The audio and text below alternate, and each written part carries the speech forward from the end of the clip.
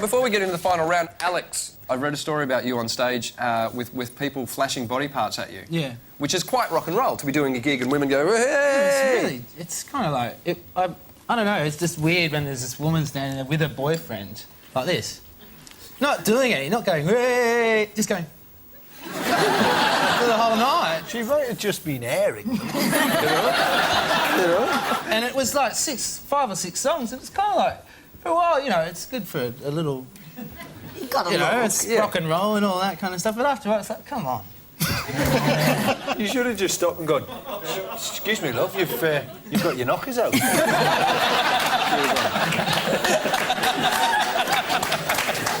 Or if you'd turned to her and she'd just gone, somebody's stolen me bra. Right. It's time for the final countdown.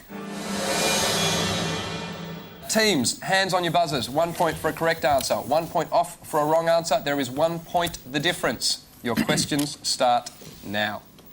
Lady in Red was a hit for whom? Christopher. Christopher, correct. Answered by the Lady in Red. True or false?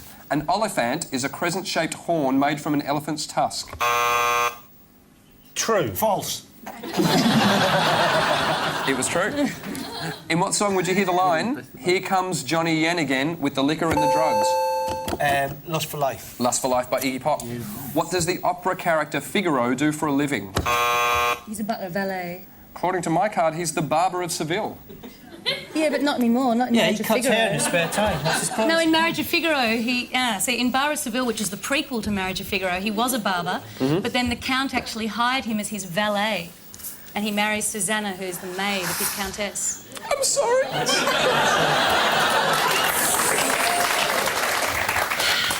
Yep, you got a point for that.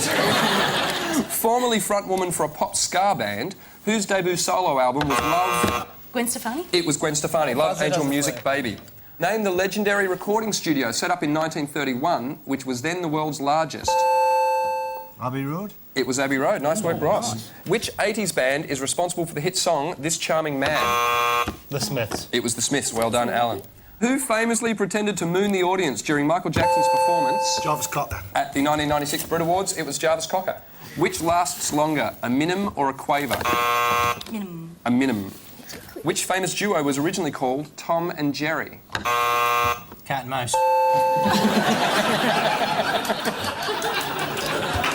You've got to personalise it at some point. Kids have got to learn. Simon and Garfunkel. That's completely correct. You're joking? It's Simon and Garfunkel. Oh, hilarious. Final question. Which of these was not a big fundraising charity concert? Uncle Tom's Raffle.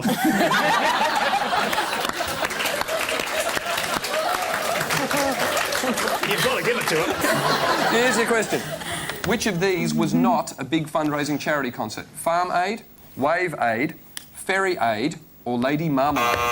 Lady Marmalade. Lady Marmalade was a song, not a charity fundraising concert. Well played, Ali. Did you say Ferry Aid? Ferry Aid. It was for the F-E-R-R-Y. Yeah, when the Mersey ferry... Oh, no, it was... No, it was the brine ferry, wasn't it? That's right. It got really bad, he just started going down. At the end of the show, the scores are... Miff, Alex and Ross were on 18 points. Alan, Ali and Danny took it out with 24 points.